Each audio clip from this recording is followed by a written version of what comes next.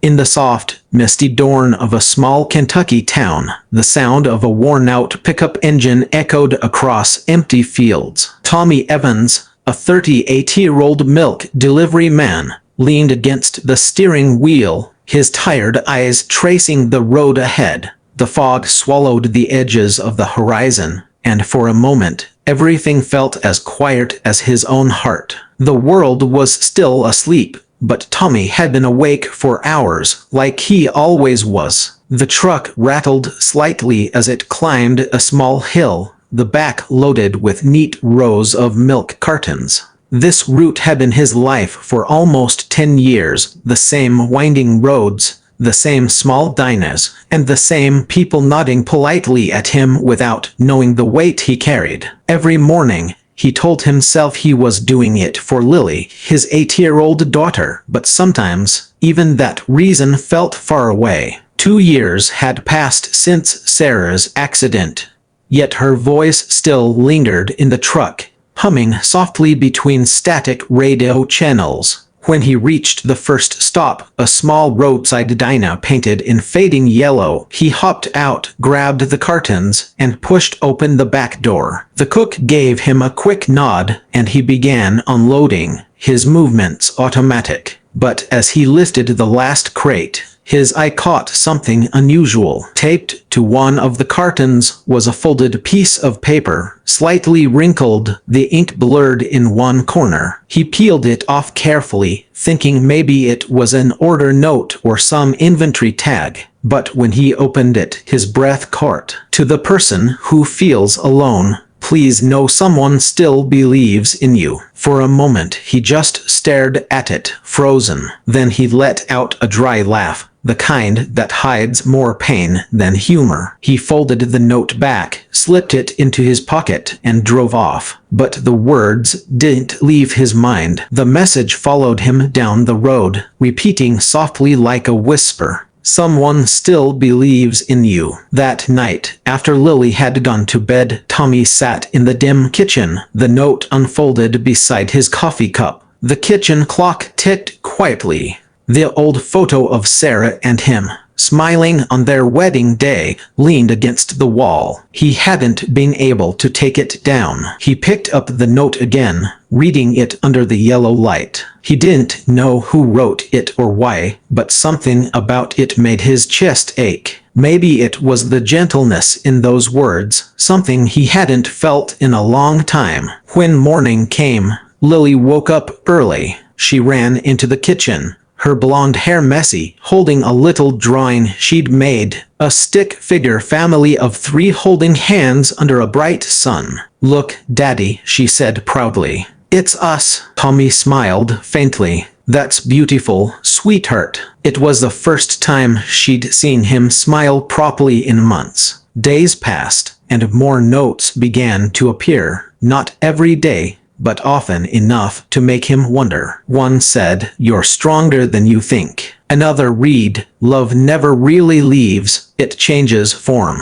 Each one was carefully written in the same neat handwriting. Each one felt like it knew exactly what his heart needed to hear. He started looking forward to his deliveries, something he hadn't done in years. He began taking his time, noticing the world again, the way the sun warmed the fields, the smell of rain-soaked soil, the laughter from the diner's kitchen. His loneliness began to loosen its grip, slowly, quietly, without him even realizing it. At home, Lily noticed too. She began leaving little paper hearts in his lunchbox, writing small notes like "Love you, Daddy," or "Mommy's watching us smile." Every night he'd tuck her in and whisper, "Mommy would be proud of you," and she'd reply, "And of you too." Those moments were short, but they stitched something broken inside him. One Thursday morning, the diner owner, a kind old woman named Marla, noticed him lingering longer than usual. "You look lighter these days, Tommy," she said, while wiping the counter. He chuckled softly.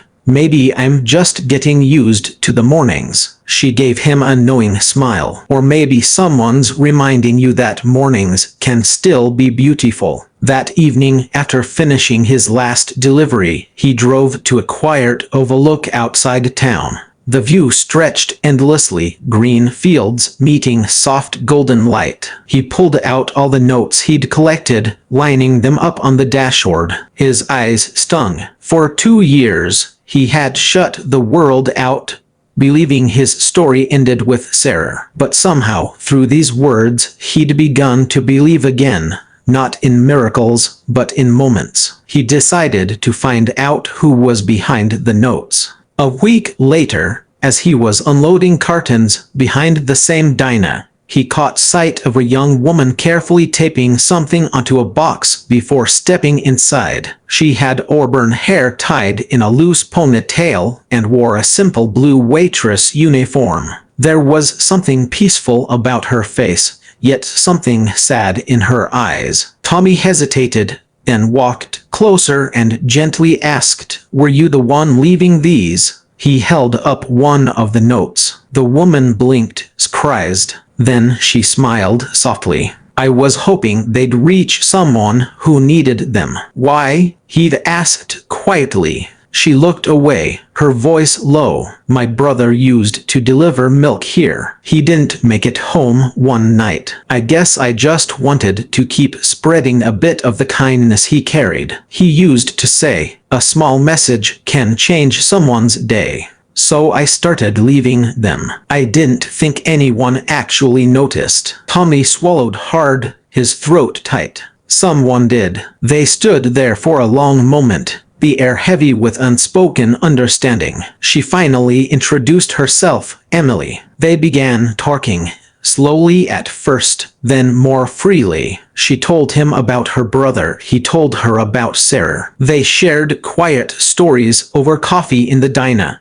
Two people carrying grief that mirrored each other's pain. Over the next few weeks, Tommy and Emily grew closer. He'd often stop by the diner even after his deliveries, just to talk. She'd laugh at his dry humor. He'd listen to her stories about growing up in Kentucky, about the local fairs, the music, the sunsets. For the first time in years, Tommy started feeling like life wasn't just something he had to get through. It was something he could feel again. One weekend, Emily invited Tommy and Lily to the town's small fall festival. The streets were strung with fairy lights, children ran with caramel apples, and the smell of cinnamon filled the air. Lily rode the carousel, her laughter echoing like music. Tommy watched her, his heart swelling. Emily stood beside him, smiling. "She's beautiful," she said softly. "She is," he replied, "just like her mom." There was a pause. Then Emily looked up at him, her voice almost a whisper. "You know, I think Sarah would be happy you're smiling again." He turned to her, and for the first time, he didn't look away. "I think so too." Winter came early that year. Snow blanketed the fields, covering the roads he knew by heart. On Christmas Eve, Tommy and Lily invited Emily over for dinner. The house smelled of baked pie and roasted chicken. After the meal, Lily ran to her room and came back holding 3 white balloons. "Mommy used to say we can send wishes to heaven," she said, handing one to each of them. They stepped outside. The cold air bit gently at their cheeks, and the night sky shimmered with stars. Each of them wrote a small message. Tommy's hand trembled as he wrote, "Thank you, Sarah, for helping me find hope again."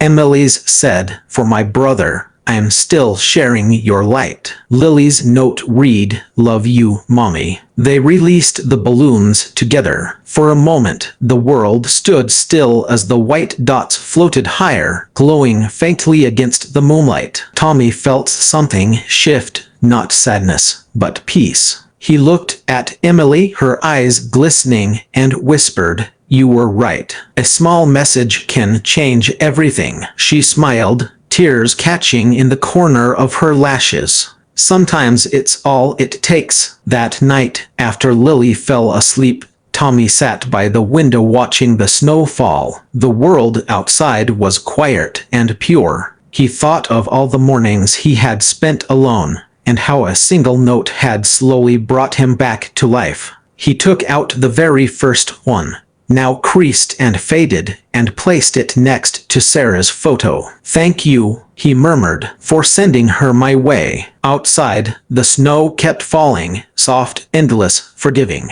In that stillness, Tommy realized grief never truly disappears, it transforms. It turns from a wound into a whisper, from pain into strength, and sometimes, if you're lucky, into love again. And in the heart of Kentucky, where fog once meant emptiness, a man, a woman, and a little girl began a new chapter, one written not with sorrow, but with hope.